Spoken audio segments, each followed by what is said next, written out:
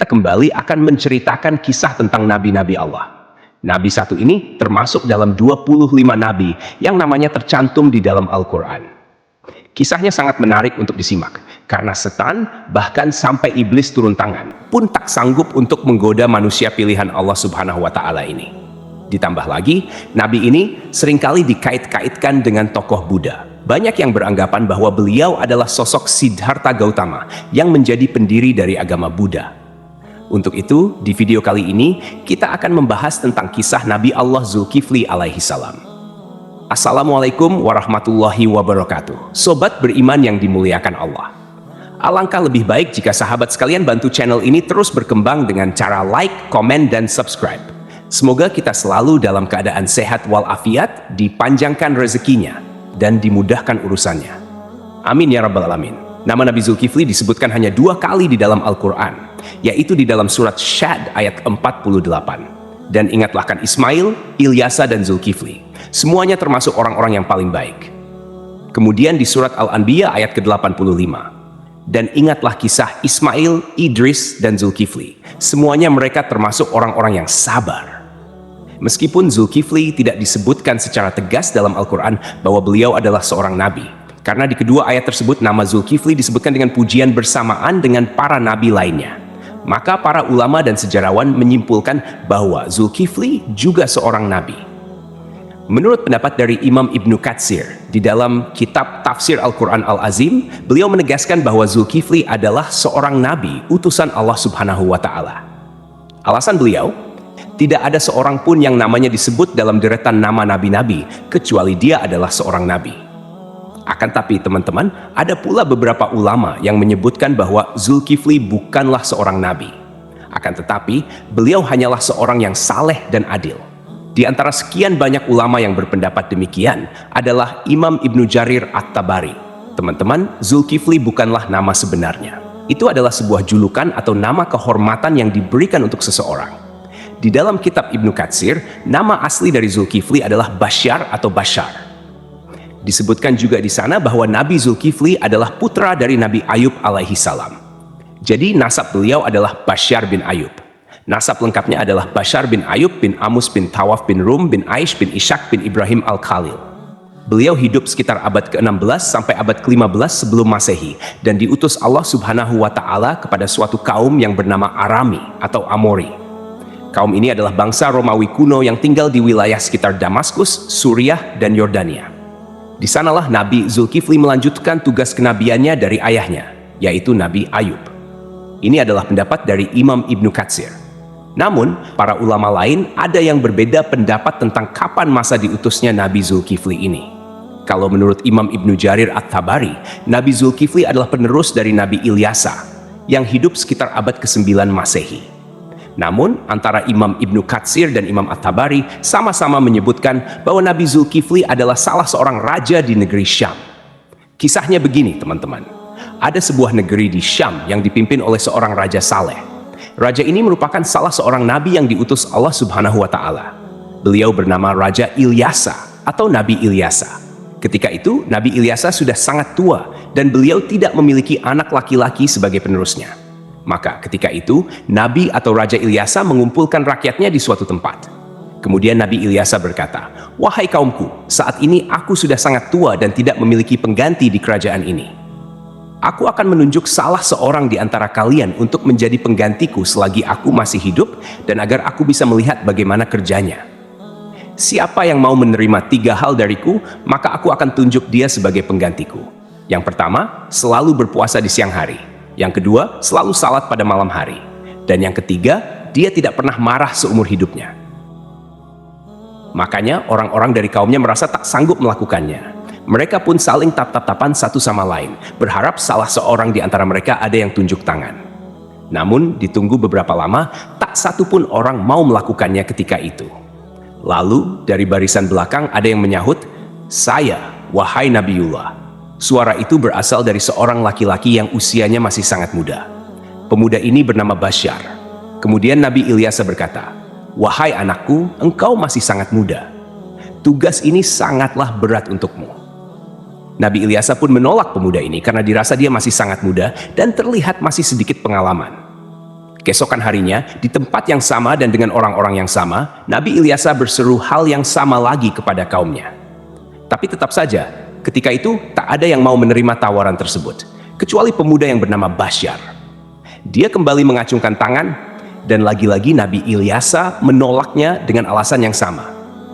Sampailah pada hari ketiga, Nabi Ilyasa berseru hal yang sama. Beliau berharap kali ini bukan hanya Basyar saja yang tunjuk tangan.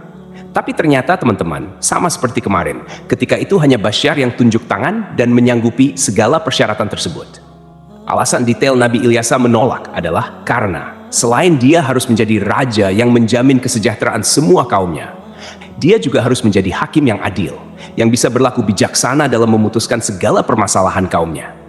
Nah, karena Basyar ini masih sangat muda, Nabi Ilyasa khawatir dia tidak bisa berlaku adil dan bijaksana. Akhirnya, karena sudah 3 kali tidak ada yang mau, Nabi Ilyasa pun mengangkat Basyar menjadi raja sekaligus hakim. Namun, kegiatan yang dilakukan Basyar tetap dipantau oleh Nabi Ilyasa. Basyar pun mulai menjalani puasa di siang hari dan salat atau beribadah sampai larut malam. Sehari-hari, dia juga selalu menahan amarahnya. Nabi Ilyasa kagum dengan pemuda ini. Tak disangka-sangka, dia sanggup menjalani semua persyaratan itu. Dia juga luar biasa bijak dalam menyelesaikan segala masalah di dalam kaumnya. Nabi Ilyasa bangga kepada Basyar yang telah menepati janji-janjinya. Karena itu, Basyar diberikan julukan Zulkifli, yang artinya sanggup. Karena kesanggupannya menjalankan semua persyaratan. Ditambah lagi, dia selalu berlaku adil dan bijaksana. Sobat beriman yang dimuliakan Allah, kisah naiknya Zulkifli atau Basyar menjadi raja disampaikan oleh Imam Ibnu Katsir di dalam kitabnya yang berjudul Qisasul Anbiya. Hanya saja, nama rajanya berbeda, bukan Nabi Ilyasa, melainkan di sana dituliskan raja itu bernama Yasa. Lain halnya di dalam kitab Ibnu Jarir, beliau menuliskan bahwa raja pada masa itu adalah Nabi Allah Ilyasa. Seiring berjalannya waktu, Nabi Ilyasa pun meninggal dunia. Kini, Raja Zulkifli tak ada lagi yang memantau. Sepeninggal Ilyasa, Nabi Zulkifli memimpin negeri Syam dengan sangat baik. Zulkifli sangat mementingkan urusan rakyatnya daripada urusan dirinya dan keluarganya. Beliau memegang teguh janjinya untuk selalu berpuasa di siang hari, beribadah di malam hari, dan tak pernah sekalipun marah. Zulkifli selalu sabar dalam keadaan apapun. Di sisi lain, iblis melihat kesalehan dan kebaikan Nabi Zulkifli dalam memimpin rakyatnya, serta begitu kuatnya dia memegang janji. Maka, iblis pun tak tinggal diam. Kemudian, iblis mengutus tentaranya, yaitu setan-setan yang sangat kuat, untuk menggoda Zulkifli supaya minimal goyah sedikit keimanannya. Berkali-kali iblis mengutus setan untuk menggoda, berkali-kali pula mereka gagal. Tak ada satupun setan yang berhasil menggoda Nabi Zulkifli ini. Akhirnya, iblis berinisiatif untuk turun tangan langsung menggoda Nabi Zulkifli. Dia pun mulai mencari waktu yang tepat. Teman-teman, di dalam kerajaan Nabi atau Raja Zulkifli ini, setiap harinya beliau sibuk dengan urusan kerajaannya. Setiap hari, jadwal beliau dari pagi sampai siang adalah berangkat ke pengadilan di negeri itu untuk menjadi hakim dan menyelesaikan masalah-masalah rakyatnya. Kemudian, persidangan dilanjutkan kembali setelah beliau bangun. Persidangan berlangsung hingga sore atau malam hari. Malam harinya, beliau beribadah dan berdoa sampai larut malam. Keesokan paginya, beliau kembali ke persidangan. Begitulah rutinitas yang dilakukan Nabi Zulkifli setiap harinya. Zulkifli benar-benar merupakan figur seorang raja yang memuliakan seluruh rakyatnya. Melihat kesalehan Nabi Zulkifli, iblis pun mencari peluang untuk menggoda beliau. Kali ini, iblis berniat membuat Nabi Zulkifli marah, agar beliau melanggar janjinya kepada Nabi Ilyasa untuk tidak marah sama sekali. Akhirnya, pada suatu hari, iblis datang menemui Nabi Zulkifli dengan menyamar sebagai seorang kakek tua renta dan miskin. Hari itu, Nabi Zulkifli sedang merasa sangat lelah. Ketika jam istirahatnya tiba, beliau segera pulang lebih awal untuk tidur siang. Baru saja beliau hampir terlelap, iblis yang menyamar sebagai kakek tua mengetuk pintu kamarnya. Dari dalam kamar, Nabi Zulkifli bertanya, "Siapa itu?" Iblis menjawab, "Aku orang tua yang teraniaya." Nabi Zulkifli pun bangun dan membukakan pintu. Iblis kemudian mengarang cerita, mengaku bahwa ia mengalami banyak perlakuan semena-mena dari kaumnya. Ia terus bercerita panjang lebar, hingga waktu istirahat Nabi Zulkifli habis. Meski kelelahan, Nabi Zulkifli tetap mendengarkan cerita itu dengan sabar. Ketika tiba waktunya untuk kembali ke persidangan, Nabi Zulkifli berkata, "Wahai paman, engkau bisa meneruskan ceritamu nanti. Datanglah ke tempat persidangan sore ini. aku akan membantu menyelesaikan masalahmu di sana." Nabi Zulkifli pun kembali ke persidangan dan menjalankan tugasnya sebagai hakim. Namun, ketika sore tiba, kakek tua itu tidak kunjung datang. Nabi Zulkifli menunggu hingga malam hari, tetapi kakek tua itu tetap tidak muncul. Beliau pun pulang ke rumah dengan pikiran bahwa mungkin kakek tua itu akan datang esok hari. Keesokan harinya, Nabi Zulkifli seperti biasa duduk di persidangan untuk menyelesaikan permasalahan rakyatnya. Beliau menunggu hingga siang, tetapi kakek tua itu tetap tidak datang. Ketika waktu istirahat tiba, Nabi Zulkifli menutup sementara majelisnya dan pulang untuk tidur siang. Namun, baru saja beliau tertidur, kakek tua yang sama kembali mengetuk pintu. Nabi Zulkifli membuka pintu dan berkata dengan lembut, "Wahai paman, bukankah sudah kukatakan padamu kemarin, datanglah ketika aku di persidangan. Aku akan menyelesaikan masalahmu di sana." Namun, kakek tua itu kembali mengarang cerita, berbicara panjang lebar hingga waktu istirahat Nabi Zulkifli habis untuk kedua kalinya. Meski sangat lelah, Nabi Zulkifli tetap sabar. Beliau berkata, "Wahai paman, datanglah ke majelisku sore ini. Aku akan menunggumu di sana untuk menyelesaikan masalahmu." Kakek tua itu pergi dan Nabi Zulkifli kembali ke persidangannya. Karena tak sempat istirahat, beliau tampak sangat lelah dan mengantuk. Ketika sore tiba, Nabi Zulkifli mencari kakek tua itu di tempat persidangan. Tetapi kakek tua itu tidak datang lagi. Nabi Zulkifli berdoa kepada Allah Subhanahu wa Ta'ala agar diberikan kesabaran dan keteguhan hati, sehingga beliau tidak marah. Pada hari ketiga, ketika waktu istirahat tiba, Nabi Zulkifli pulang dengan cepat. Hari itu, beliau merasa sangat lelah, bahkan lebih lelah dari hari sebelumnya. Sebelum beristirahat, Nabi Zulkifli mempesan kepada para pengawalnya dan seorang anggota keluarganya, "Jangan biarkan siapapun mendekati pintu ini. Aku ingin tidur. Hari ini aku sangat lelah." Baru saja Nabi Zulkifli tertidur, iblis yang menyamar sebagai kakek tua kembali datang dan mengetuk pintu. Namun, penjaga pintu dengan tegas berkata, "Hai paman, raja sedang istirahat. Beliau tidak ingin diganggu." Kakek itu berusaha memaksa masuk dengan alasan, "Aku sudah memiliki janji dengan raja untuk bertemu hari ini." Namun, penjaga tetap tidak mengizinkannya dan memintanya menunggu hingga waktu istirahat selesai. Iblis pun pergi, tetapi kemudian dia menemukan sebuah lubang di atas kamar Nabi Zulkifli. Melalui lubang itu, iblis memanjat dan masuk ke dalam kamar Nabi Zulkifli yang sedang tertidur. Iblis mendekati Nabi Zulkifli untuk membangunkannya, dengan tujuan membuat beliau marah. Saat terbangun, Nabi Zulkifli melihat kakek tua itu dan bertanya, "Hai paman, apa yang kau lakukan di kamarku? Bukankah aku telah menyuruhmu untuk menemuiku di persidangan?"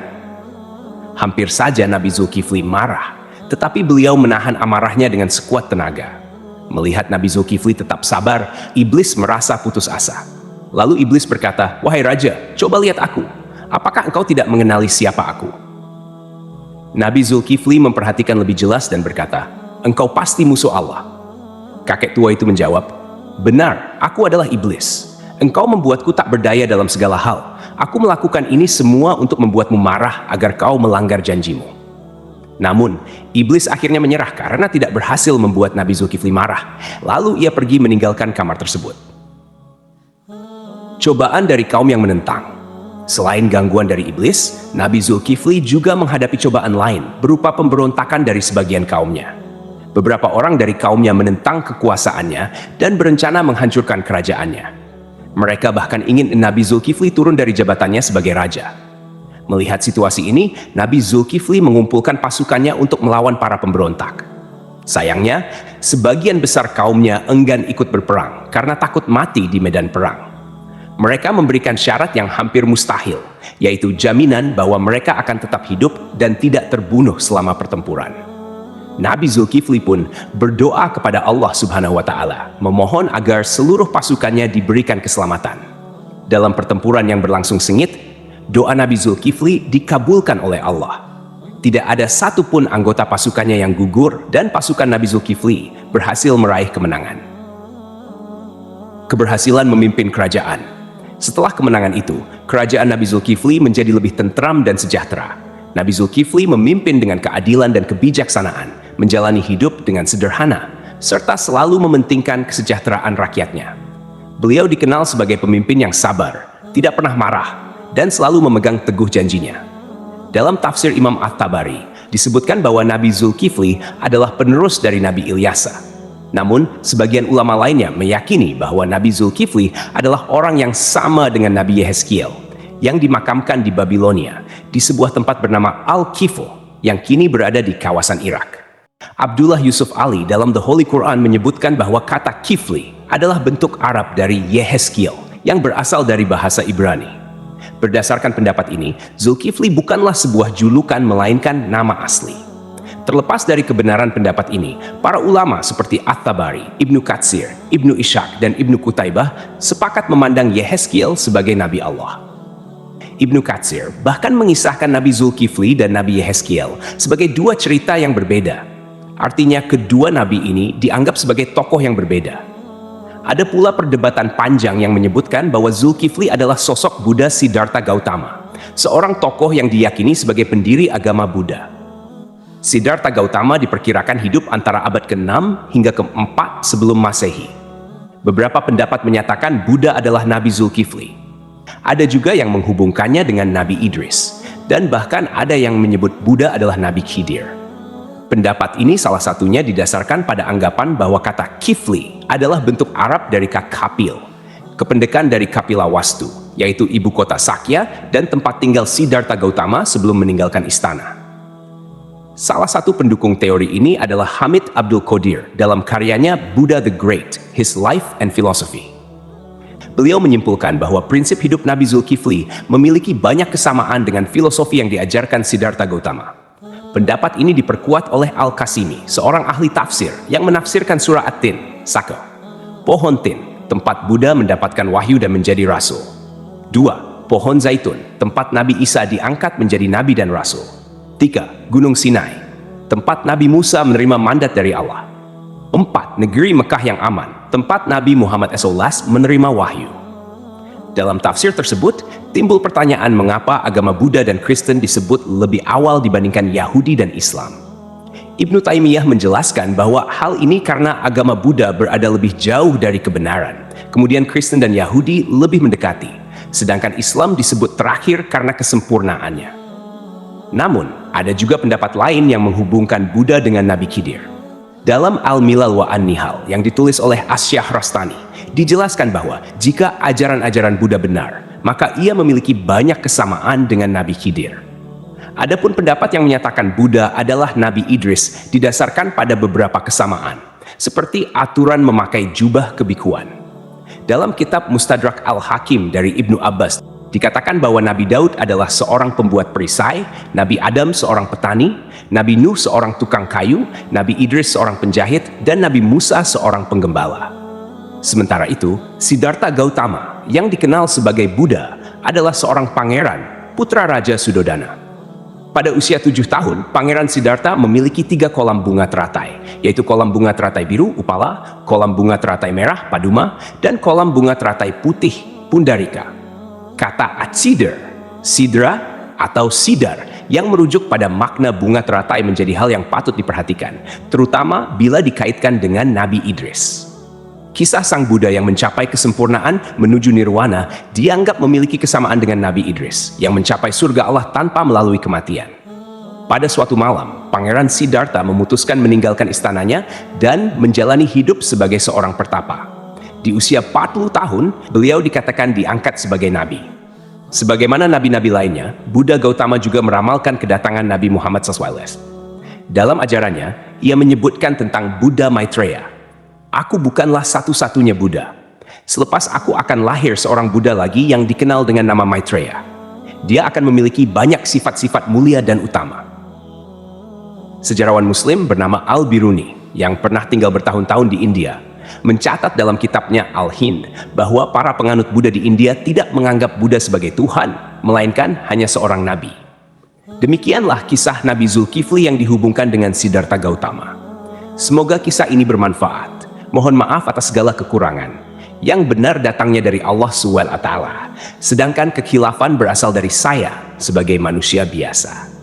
Sampai jumpa pada kisah-kisah seru lainnya. Wassalamualaikum warahmatullahi wabarakatuh.